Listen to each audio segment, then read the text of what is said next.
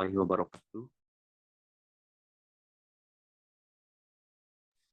Sebelumnya perkenalkan, nama saya Kakak Abdurrahman Karim Amrullah, selaku perwakilan dan juga moderator dari kelompok 1. Pada kesempatan kali ini, kelompok kami dari kelompok 1 yang beranggotakan pertama ada Dalvina, kemudian ada saya sendiri Kakak Abdurrahman, kemudian ada Sekar Nur Hidayah, ada Dewi Sekar Wira Anggini, Rafli Anugrah Widias, Razita Ipa Alfunisa, Emma Faza Khairunisa, Furkon Saputra, Della Aulia Wulan Sapitri, dan yang terakhir yaitu ada Putri Nur Ayu Istiqomah, akan melakukan presentasi terkait budaya atau tradisi sangkal putung dan hubungannya dalam dunia medis.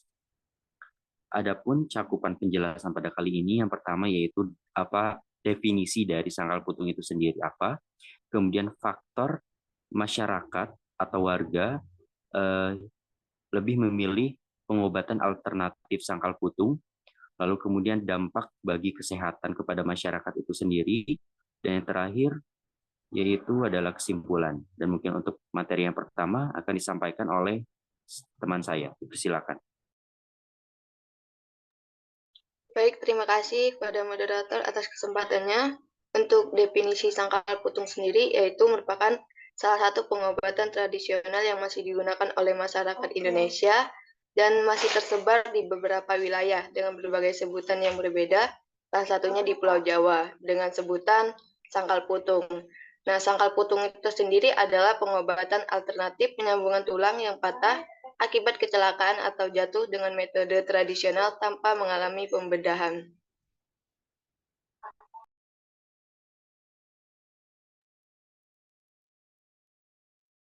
Baik, selanjutnya ada faktor-faktor masyarakat. Faktor-faktor masyarakat memilih dan menjalani pengobatan sangkal putung, diantaranya ada faktor ekonomi dan fasilitas kesehatan. Hal yang mendasari adalah pengobatan sangkal putung itu memerlukan sedikit biaya dan fasilitas kesehatan, misalkan daerah rumahnya itu ada yang daerah pelosok gitu yang nggak ada fasilitas kesehatan, jadi masyarakat lebih milih untuk ke pengobatan non-medis. Lalu ada faktor budaya, yaitu masyarakat masih mengikuti adat istiadat, suku, dan kepercayaan. Lalu ada dukungan sosial. Dukungan sosial ini contohnya kayak ada tetangga atau kerabat yang pernah berobat. Nah, jadi mempengaruhi pengambilan keputusan. Lalu ada stigma rumah sakit. Untuk masyarakat awam, rumah sakit itu identiknya sama tindakan medis yang harus dioperasi gitu. Jadi banyak alasan kenapa milih pengobatan non-medis itu karena takut dioperasi.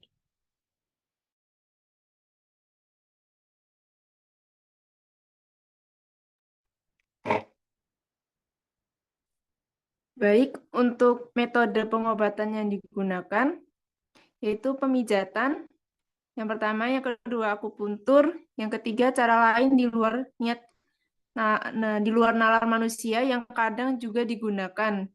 Yang keempat, menggunakan obat-obatan yang harus diminum atau dioleskan ke pasien dengan menggunakan bahan-bahan alami. Kemudian, untuk perbedaan antara pengobatan medis dan non-medis alternatif, itu perbedaan terpenting antara kedua pengobatan ini adalah pengobatan medis terus berkembang dengan standar keilmuan yang sama, sedangkan pengobatan non-medis seperti pengobatan sangkal putung ini mengacu pada budaya turun-menurun dari daerah asal pengobatan tersebut.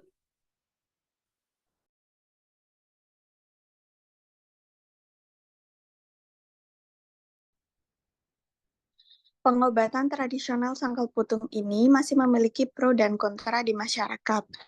Dampak dari pengobatan sangkal putung yaitu ada malunion, yaitu patah tulang, dapat sembuh sesuai waktu yang diperkirakan, namun posisinya tidak seperti awal atau tidak sesuai posisi anatomis, sehingga menyebabkan kelainan bentuk tulang. Yang kedua ada delayed union, yaitu patah tulang pada akhirnya akan sembuh, namun membutuhkan waktu lebih lama daripada waktu penyembuhan normal.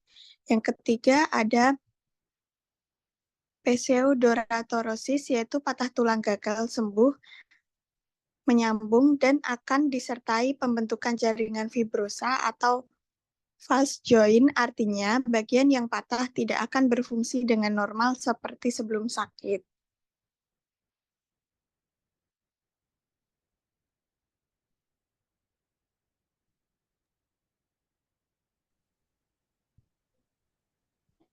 Baik, untuk pengobatan dampak selanjutnya yaitu ada complementary syndrome yang terjadi karena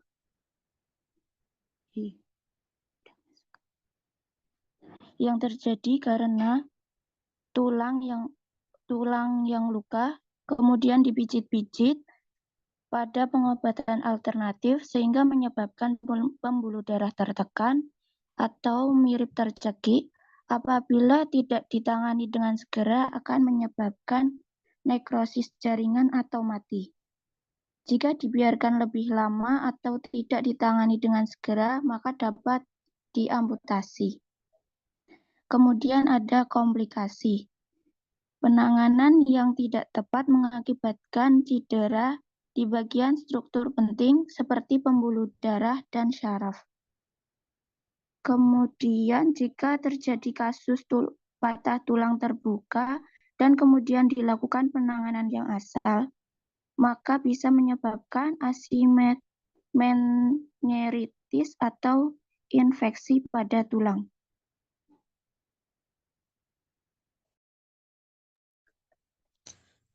Baik, untuk kesimpulannya, penduduk Indonesia masih memilih pengobatan tradisional untuk menyembuhkan penyakitnya. Salah satu pengobatan tradisional yang masih digunakan oleh masyarakat Indonesia adalah pengobatan tradisional fraktur sangkal putung. Ada berbagai alasan masyarakat memilih pengobatan di sangkal putung, di antaranya biaya murah, nyaman, dan praktis tanpa harus repot mengurus administrasi jika dibandingkan dengan pengobatan medis. Tempat tinggal yang jauh dari sarana kesehatan, serta pengalaman orang-orang yang pernah berobat di sana juga mempengaruhi keputusan individu untuk berobat di sana.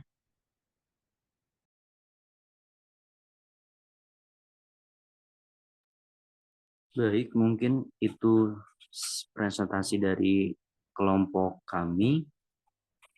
Dan juga terima kasih kepada semua pemateri yang sudah berkenan untuk menjelaskan. Mungkin mohon maaf atas kekurangan dari kelompok kami. Sekian. Terima kasih. Wassalamualaikum warahmatullahi wabarakatuh.